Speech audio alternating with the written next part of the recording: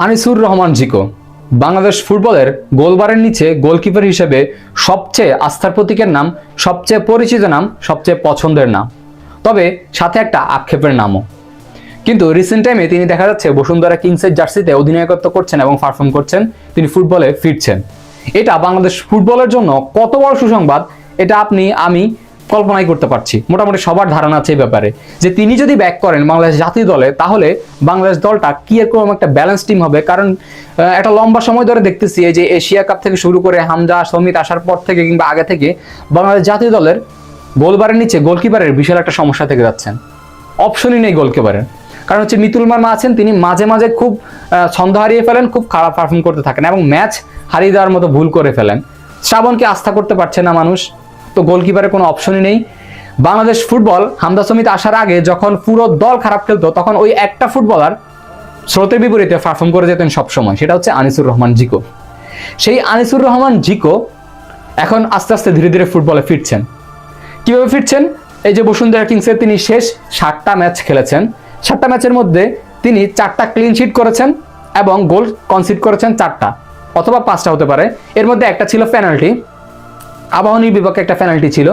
তো এই যে পারফর্মটা তিনি ধরে রাখছেন, এই পারফর্মটা যদি তিনি মার্চ পর্যন্ত ধরে রাখতে পারেন কিংবা রেগুলার যদি ধারাবাহিকভাবে এই পারফর্ম ধরে রাখতে পারেন, আর যদি 15-20টা ম্যাচ কিংবা 10 থেকে 15টা ম্যাচ তিনি এভাবে ধারাবাহিকভাবে পারফর্ম করে যেতে পারেন, আমার মনে হয় জাতীয় দলে ডাক পাওয়ার বিশাল একটা সম্ভাবনা রয়েছে আনিসুর রহমান জিকো। জাতীয় দলে তিনি ফিরতে খুব সহজে একদম দ্বার প্রান্তে চলে এসেছেন তিনি, কারণ জাতীয় দলে কিন্তু গোলকিপারের অপশন কিন্তু নেই। মিতুল মার্মা খুব ছন্দহারা, কিন্তু তিনি অফ ফর্মে, পুরোপুরি অফ ফর্মে। সো এই অফ ফর্মের জায়গাটা সুযোগ কিন্তু নিতে পারেন আনিসুর রহমান জিকো। আর তার আরেকটা জিনিস একটু কাজ করতে হবে, সেটা হচ্ছে তার ফিটনেস নেই যে সেটা না, ফিটনেস একটু ঘাটতি আছে। তিনি তার ওজন যদি এই 2-4 কেজি আর একটু পরিবর্তন করতে পারেন, তাহলে আমার মনে হয় পুরোপুরি ফিট।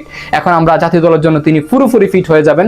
তো আনিসুর রহমান জিকোকে আপনি জাতীয় দলে পেতে হলে কিংবা আনিসুর রহমান জিকো নিজে আসতে হলে যে কাজগুলো করতে হবে, সেটা হচ্ছে তার পারফর্মটা ধরে রাখতে হবে এভাবে বেশ কয়েকটা ম্যাচ কিংবা কয়েকটা মাস এভাবে ধরে রাখতে হবে। অ্যাটলিস্ট মার্চ পর্যন্ত তাকে পারফর্মটা ধরে রাখতে হবে, যাতে আমরা সিঙ্গাপুরের বিপক্ষে স্কোয়াডটা ঘোষণা করার আগে নজর পড়ার মতো কিছু করতে হবে, যাহলে কাবরা চোখে পড়ে। আবার কাবরা তো খুব পছন্দের ছাত্র না হচ্ছে আনিসুর রহমান জিকো, সেটা হচ্ছে একটা ব্যাপার।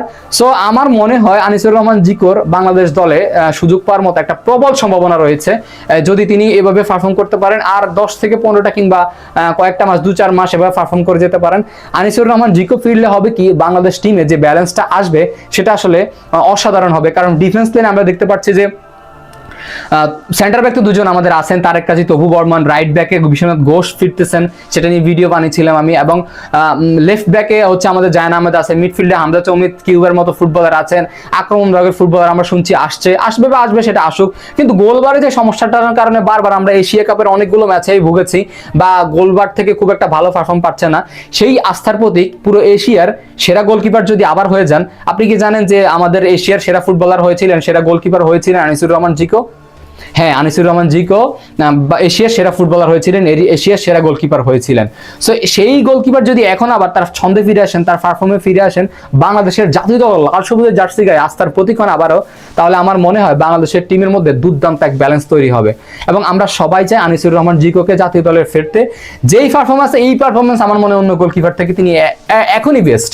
সো এখনই আমরা তাকে জাতীয় দলে চাই। আমার মতো যারা আনিসুর রহমান জিকোকে বাংলাদেশ জাতীয় দলের লাল সবুজের জার্সি গায়ে আবার দেখতে চান, এখনই দেখতে চান, তারা অবশ্যই কমেন্ট করে জানাবেন এবং ভিডিওটি শেয়ার করে সবার মাঝে ছড়িয়ে দিবেন।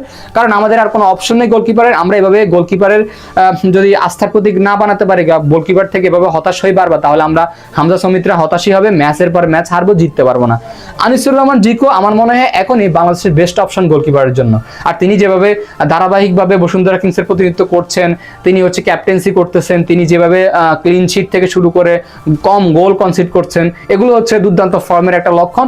এবং দুর্দান্ত ফর্মে যদি তিনি অলরেডি চলে আসেন, এখনো পুরোপুরি ফর্মে তিনি আসেন, যদি চলে আসেন, তাহলে আমার মনে হয় বেশ কিছুদিন সময় লাগবে না তাকে জাতীয় দলে ডাকার। আর যদি না ডাকে, তাহলে দর্শকরা হয়তো কিংবা যারা সমর্থক আছে তারা অনেক কিছু দেখবে। আর বসুন্ধরা কিংসের ফুটবলার খুব সহজে সুযোগ পেয়ে যান। আমার মনে হয় বসুন্ধরা কিংস থেকে তিনি সুযোগ পাওয়ার একটা বড় সম্ভাবনা রয়েছে। তো অবশ্যই ভিডিওটা শেয়ার করে দিবেন যদি আপনি আনিসুর রহমান জিকোকে জাতীয় দলে দেখতে চান, আমার মতো পছন্দ করে চান। অবশ্যই কমেন্ট করে জানান আপনারা কারা কারা আনিসুর রহমান জিকোকে পছন্দ করেন এবং দেখতে চান জাতীয় দলে। ধন্যবাদ, আসসালামু আলাইকুম।